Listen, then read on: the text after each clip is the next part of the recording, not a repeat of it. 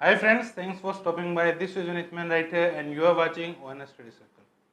आज की इस वीडियो में हम बात करने वाले हैं tough interview questions and answers के बारे में। अब देखिए, एक कैंडिडेट के लिए एक इंटरव्यू का क्वेश्चन टफ कब होता है उस पर बात करते हैं। जब उस क्वेश्चन में, उस सिचुएशन में कैंडिडेट को ये समझ ना आए कि क्या आंसर करना है।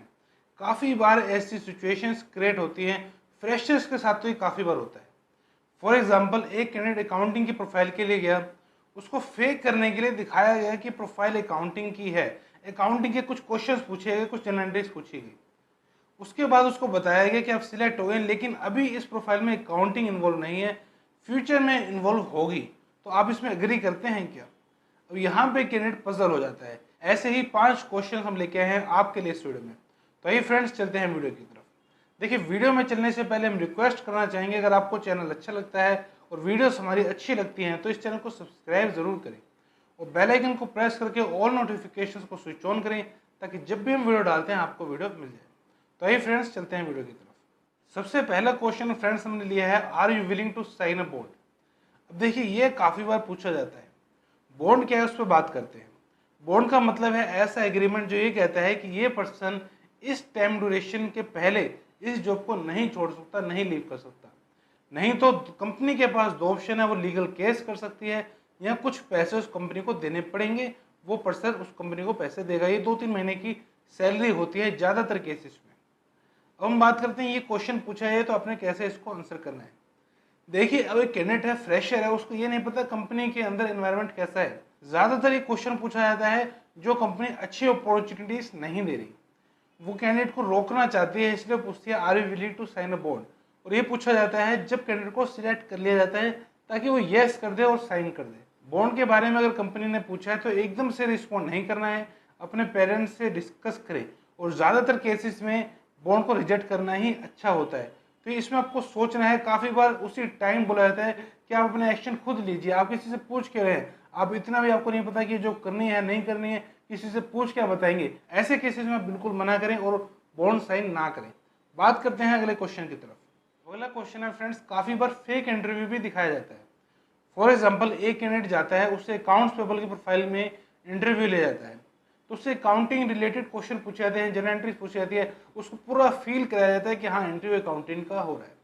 लेकिन उसको बाद में बताया जाता है कि अभी इस प्रोफाइल में अकाउंटिंग इन्वॉल्व नहीं है, लेकिन बाद में इन्वॉल्व होगी। तो आप इसमें एग्री करते हैं? अब कैंडिडेट को लगता है कि इंटरव्यू तो अकाउंटिंग का ही हुआ है, तो मैं एग्री कर देता हूँ, बाद में स्विच कर लूंगा। लेकिन यहाँ पे लूप होल क्या है उस पर बात करते हैं। यहाँ पे है डोमेन। अब वो डोमेन जो है वो अकाउंटिंग का नहीं है। इसका मतलब सीधा सा ये हुआ कि उस कैंडिडेट का जो सिलेक्शन है वो अकाउंटिंग की प्रोफाइल में है ही नहीं, उसमें बिल्कुल भी अकाउंटिंग इन्वॉल्व नहीं है, वो डोमेन ही दूसरा है। अब नेक्स्ट जॉब में उसको प्रॉब्लम आएगी। जब वो स्विच करेगा डोमेन, तो उससे पूछा जाएगा कि आप डोमेन स्विच क्यों कर रहे हैं। तो ऐसे में आपने पूछना है कि मेरा डोमेन क्या रहने वाला है और प्रोफाइल स्पेसिफिक क्या होने वाली है। काफ़ी बार अगर कंपनी उसकी डिटेल्स नहीं बताती है तो अपने मना करना है। काफ़ी बार क्या होता है, कोई और प्रोफाइल है, मार्केटिंग की प्रोफाइल है, अकाउंटिंग के कैंडिडेट्स को वहाँ पे ले लिया जाता है और मार्केटिंग का काम करवाया जाता है, और डोमेन भी अलग होता है। सब चीज़ें बाद में ऑफर लेटर में मेंशन होती हैं। तो इस तरीके की चीज़ों से आपने बचना है। आपने ऐसे में पूछना है कि आपकी प्रोफाइल क्या होने वाली है और डोमेन क्या होने वाला है। ये चीज़ पूछें, ये चीज़ पूछनी ही चाहिए। बात करते हैं फ्रेंड्स वीडियो में आगे। अब अगला क्वेश्चन है फ्रेंड्स, जॉब टारगेट्स को लेकर। अब देखिए, ऐसी तो कोई जॉब नहीं है जिसमें कोई टारगेट ना हो जो अचीव करना हो, लेकिन जॉब टारगेट से हमारा मतलब ये है, काफ़ी बार पूछा जाता है कैंडिडेट से, can you meet job targets. अब यहाँ पर टारगेट का क्या मतलब है, यही स्पेसिफिकली आपने पूछना है।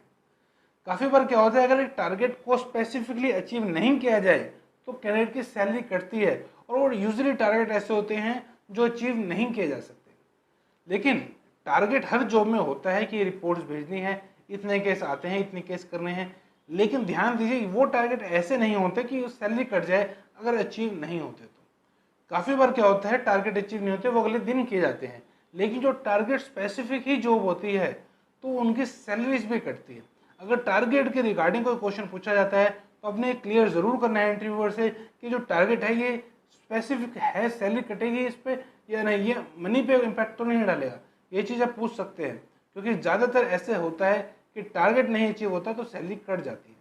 अगला क्वेश्चन है फ्रेंड्स, मान लीजिए कैंडिडेट जाता है अकाउंट्स पेबल की प्रोफाइल में, उसका इंटरव्यू भी अच्छे से हुआ, अकाउंट्स पेबल का हुआ, डोमेन भी सेम है जो उसको चाहिए था, अकाउंट्स का ही डोमेन है।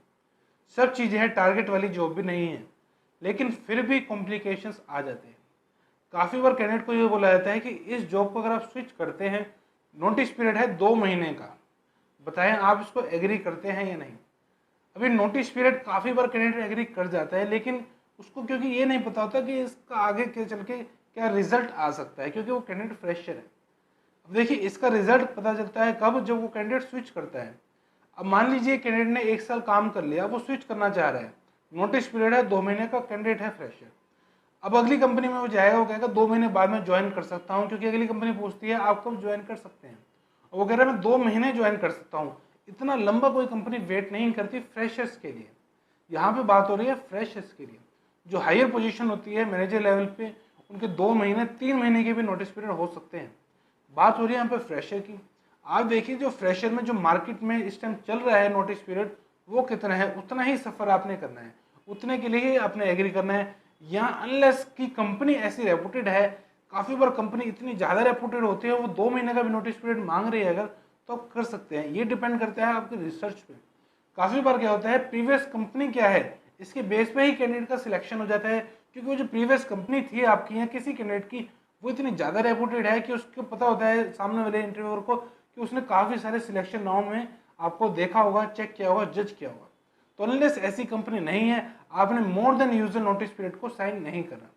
बात करते हैं फ्रेंड्स अगले क्वेश्चन की। अब अगला क्वेश्चन हो सकता है फ्रेंड्स, काफ़ी बार कैंडिडेट को कहा जाता है कि शुरू के 2 महीने में, फर्स्ट 2 मंथ्स में हम आपको लीव नहीं दे पाएंगे, क्या ये ओके है? कैंडिडेट फटाफट बोल देता है हाँ ओके। लेकिन देखिए यहाँ पे ऐसा जवाब नहीं देना है। काफ़ी बार क्या होता है, ऐसी लीव्स लेनी पड़ती हैं जो बहुत ही मस्ट होती हैं कि कैंडिडेट को लेनी ही पड़ेगी, कोई ऐसी बातें हो जाती हैं। तो कैंडिडेट इस तरीके से इसका आंसर कर सकता है कि मैं वैसे कोई लीव नहीं लूँगा, पूरी कोशिश करूँगा, अनलेस कोई ऐसी रिक्वायरमेंट आ जाती है कि मुझे लीव लेनी पड़े, तभी मैं लीव के लिए रिक्वेस्ट करूँगा। तो इससे ये मैसेज जाएगा कि आप लीव ले भी सकते हैं अर्जेंट केसेस में, लेकिन यूजुअली आप लीव नहीं लेंगे, ज़्यादा कोशिश आप यही करेंगे। तो इस तरीके से इस क्वेश्चन का आप आंसर कर सकते हैं। फ्रेंड्स ये थी वीडियो आज की tough interview questions and answers के ऊपर। आई होप आपको ये वीडियो अच्छी लगी होगी। Thank you so much for watching this video. Thank you so much for your time.